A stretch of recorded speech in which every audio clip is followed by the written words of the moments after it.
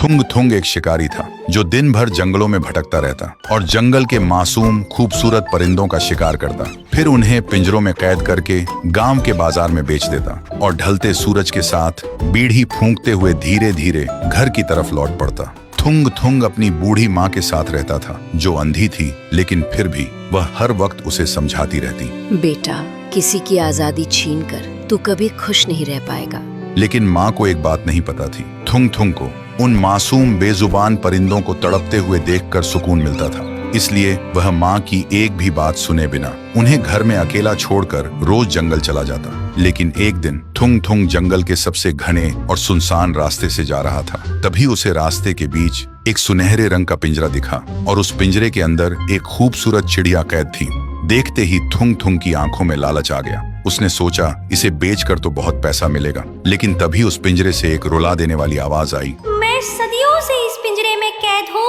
थुंग थुंग, अगर तू मुझे आजाद कर दे तो बदले में मैं तुझे एक ऐसी जादुई शक्ति दूंगी कि तू जिस भी चीज को अपने लालच भरे मन से छुएगा वो सोने में बदल जाएगी। सुनते ही थुंग थुंग खुशी से पागल हो गया। उसने बिना सोचे समझे पिंजरे का दरवाजा खोल दिया। चिड़िया बाहर आई और हवा में उड़ते हुए बोली, याद रखना थुंग थुंग, ये पिंजरा कभी खाली नहीं रहता। तेरे हर लालच की कीमत तेरा कोई अपना चुकाएगा।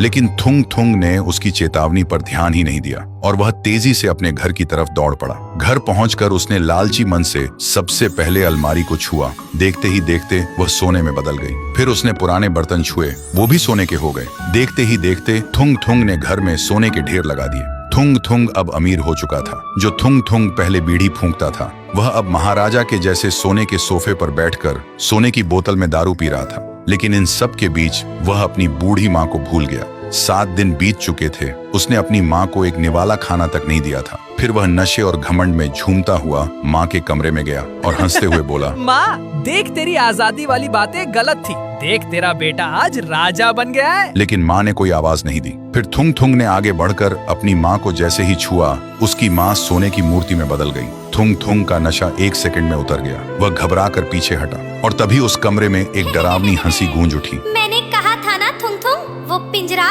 कभी खाली नहीं रहता। तेरी माँ भूख और प्यास से कब की मर चुकी थी। तूने सोने के लालच में अपनी माँ को भुला दिया और अब उनकी आत्मा हमेशा के लिए उस पिंजरे में कैद है। सुनते ही थुंग थुंग पागल हो गया। उसने रोते हुए अपने हाथ जमीन पर पटके और चिल्लाने लगा, ले ले ये शक्ति और मेरी माँ को वापस दे दे। पर जमीन पर हाथ पटके ही जमीन से होते हुए पूरा घर ही सोने में बदल गया और जमीन के अंदर धंस गया।